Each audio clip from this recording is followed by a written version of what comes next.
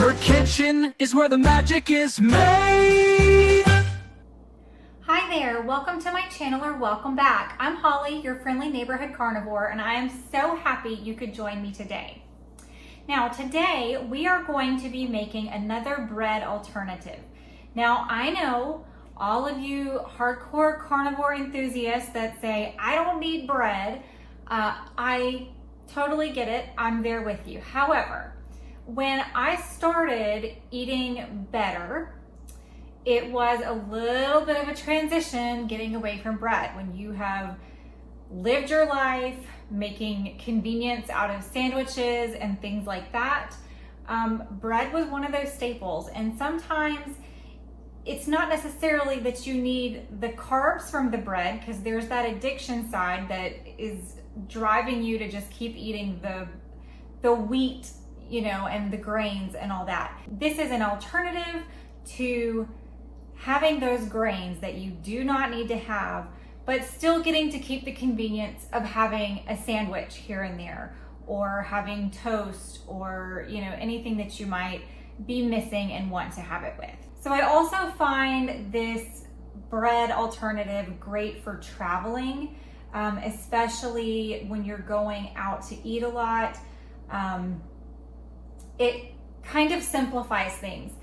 I know a lot of times you go to restaurants and you can find burgers on the menu, or you can find a steak on the menu, but occasionally, especially if you're traveling with friends or just other people and you don't have as much control over where you're going, sometimes you end up in a place where they've got just like a deli sandwich. Like I've been to a place where we had corned beef sandwiches, and I could eat the corned beef, and I could eat the cheese, and I could eat the sauerkraut, back then when I could have the dairy, but I couldn't have that bread, and the sauce that comes on it, the dressing, was kind of a toss-up of if I was gonna eat it or not.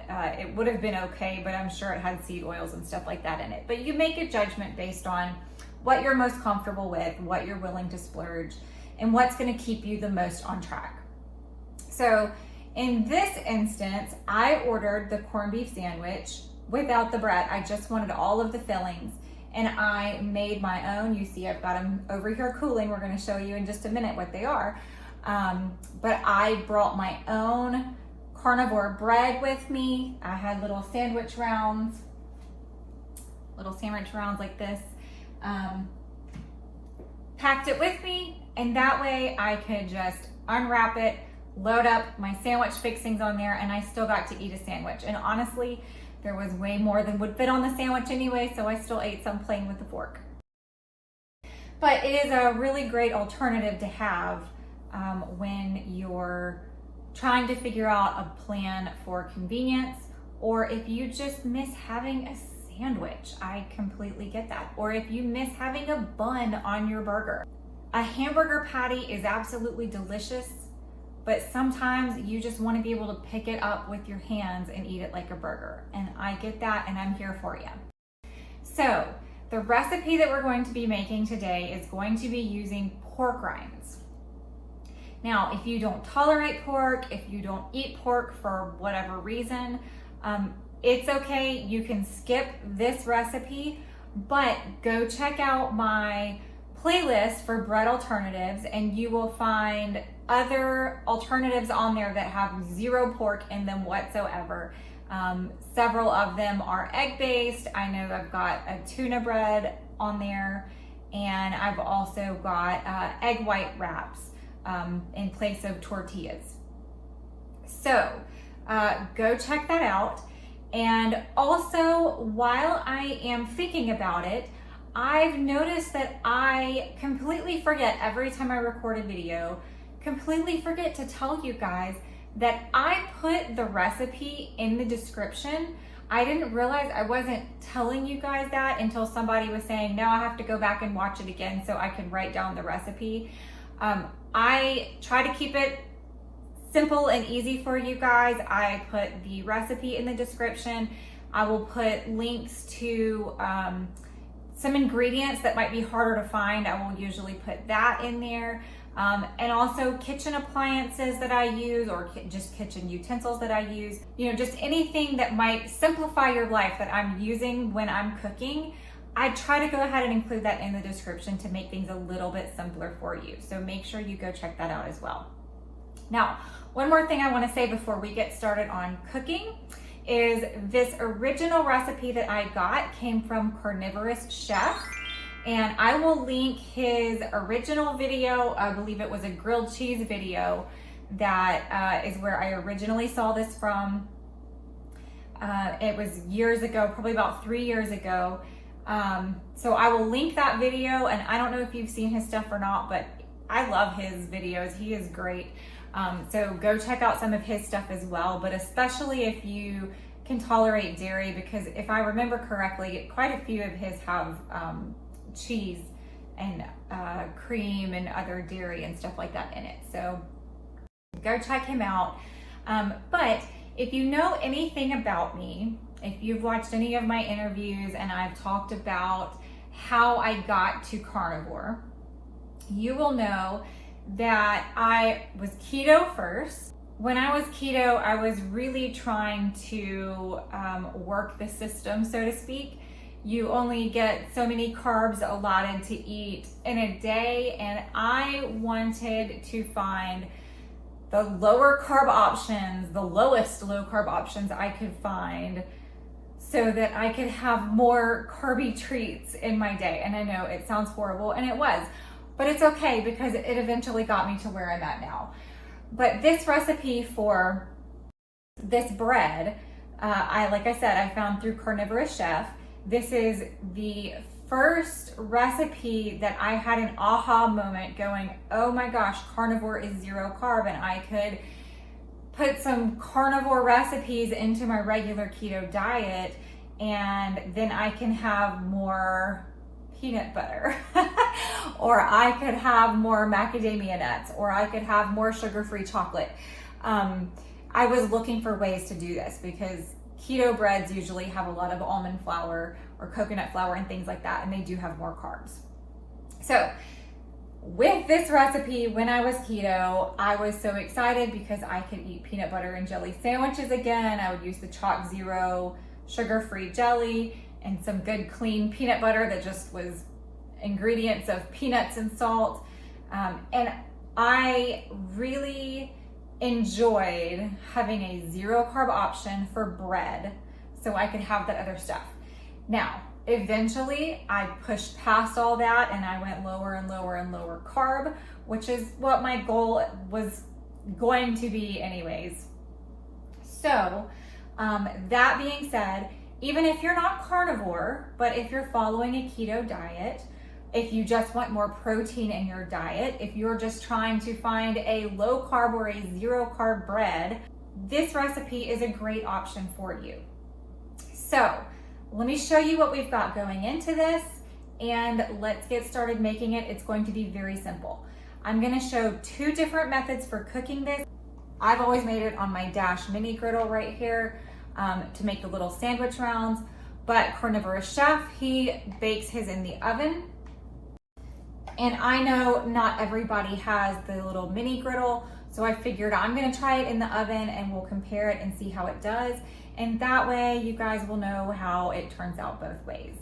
So let's get to making it, and I'm excited to share this with you guys. For our ingredients, we need 1 ounce of pork rinds, 2 eggs, a splash of white vinegar. It's gonna be about a half a tablespoon. We're gonna use a half of a teaspoon of baking powder. And then lastly, we're gonna use some water. We're just gonna use 2 tablespoons of it. Okay, time to get cooking. We're gonna start with our dry ingredients. So we're gonna take our 1 ounce of pork rinds, or if you have pork panko that's already been crumbled down for you, you could use that instead.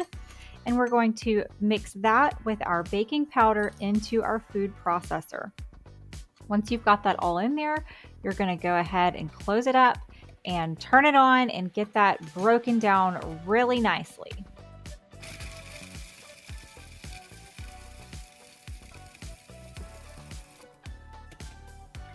Once your dry ingredients are broken down completely, you're ready to add in all of your wet ingredients. Now I chose to add the eggs and then I blended it and then I added the rest, but you can go ahead and add the eggs, the vinegar, and the water all at once. You don't have to separate it the way I did.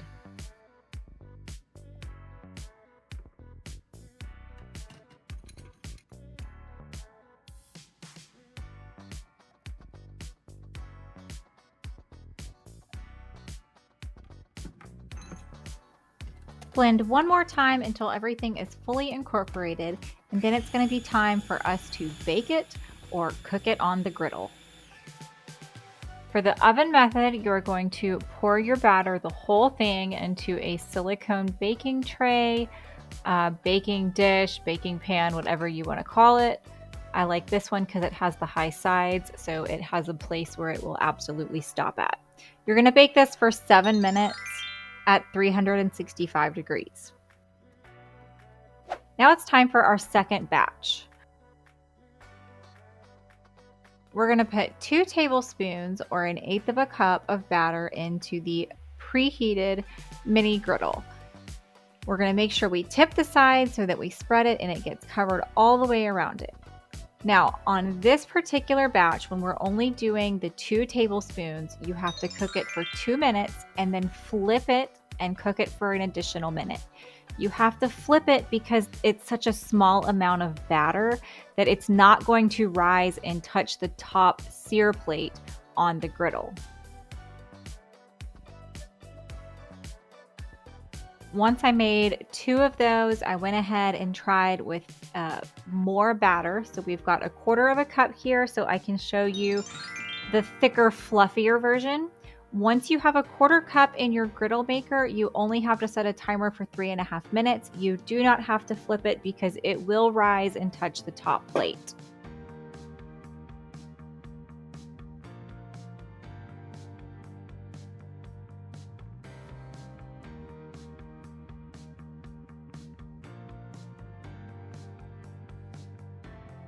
And just repeat the process until you've used up all of your batter. Now we've got our flat sheet of bread out of the oven. It's been cooling a little bit, so now I can handle it. I'm going to pull it out and put it on a cooling rack so it will finish cooling the rest of the way.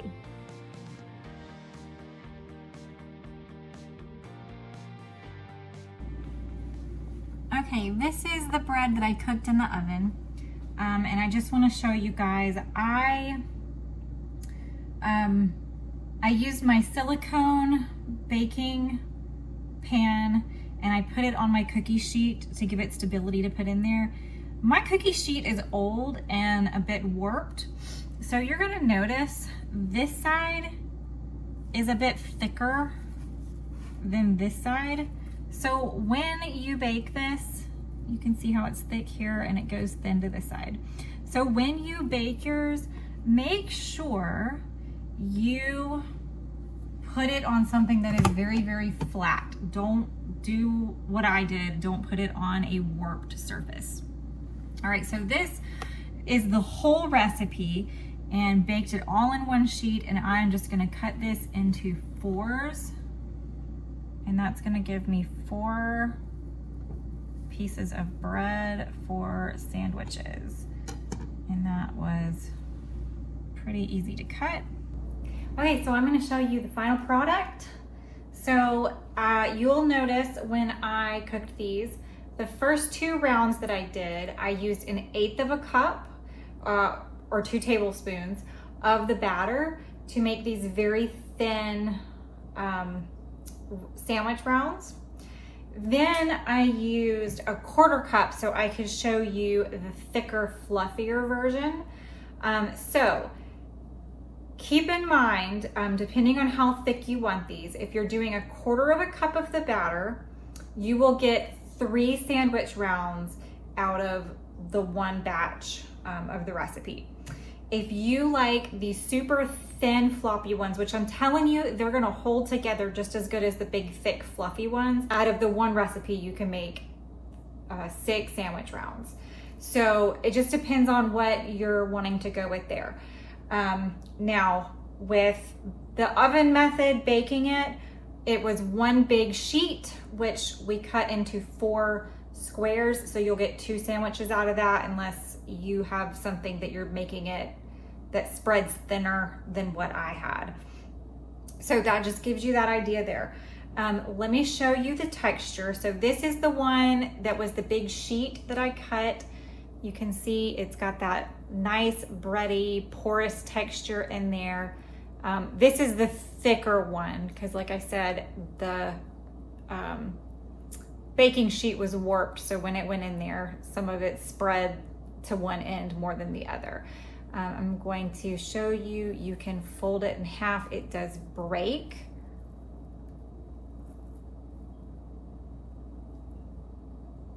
And you see all the breadiness there. Now I'm going to taste test it for you. Now I'm gonna, first of all, sniffing it, I'm gonna tell you it does smell meaty. It smells a little bit porky. But tasting it, it's pretty mild. If you like pork rinds, you don't mind the flavor of pork rinds, you're gonna be just fine with this. If you're like, I like pork rinds, but I'm not a huge fan of them. The reason we put the white vinegar in the batter is because it neutralizes that porky flavor and the eggy flavor pretty good. So of the pork rind bread recipes that you can find, this is a pretty neutral version of it. Now, I'm not gonna tear apart my thin ones because I'm going to make a sandwich out of it in a minute and enjoy that. But I'm gonna show you the big, thick, fluffy ones off of the Dash Griddle. I love how thick and fluffy it is. Now, it gets fluffy because of the baking powder. If you want to use less baking powder or omit the baking powder, it will be a dense, not so fluffy version. Now this one I'm gonna show you feels super dense because it was in the fridge overnight. I was trying this out yesterday to see if you could get away with doing less baking powder, because that is an ingredient that a lot of carnivores are questionable about. They don't typically use it. It will not rise. This is the same amount of batter that this one is, and it did not get fluffy at all. And it's very, very dense.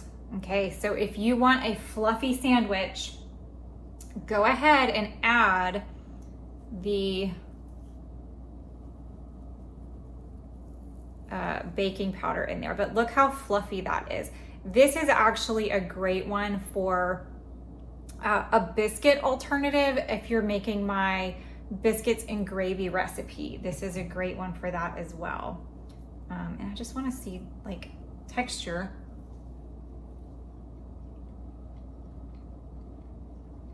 You know, I think I like the texture in the mini griddle better than the baked one. They're similar, but this one's fluffier. Yeah. And I almost feel like because this one's fluffier, the flavor almost seems even more neutral in this one than the one that I baked in the oven. I don't know. Something to think about. Okay, I'm gonna take my little thin ones. I'm gonna make me a sandwich out of it, show y'all my sandwich, give that a try, and then we'll be done. I am going with a breakfast burger. This is a venison patty. I have got me an egg and a couple pieces, well, one slice of bacon, so it's cut in half. All right, so there's my sandwich.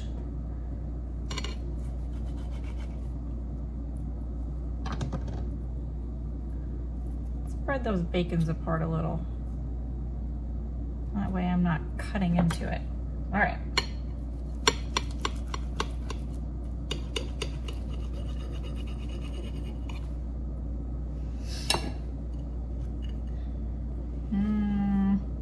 Now for the moment of truth.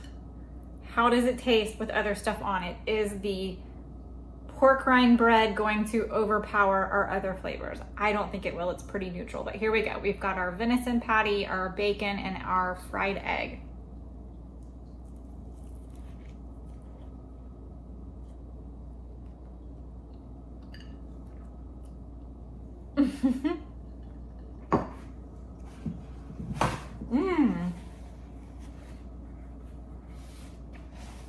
I don't taste the pork rinds at all.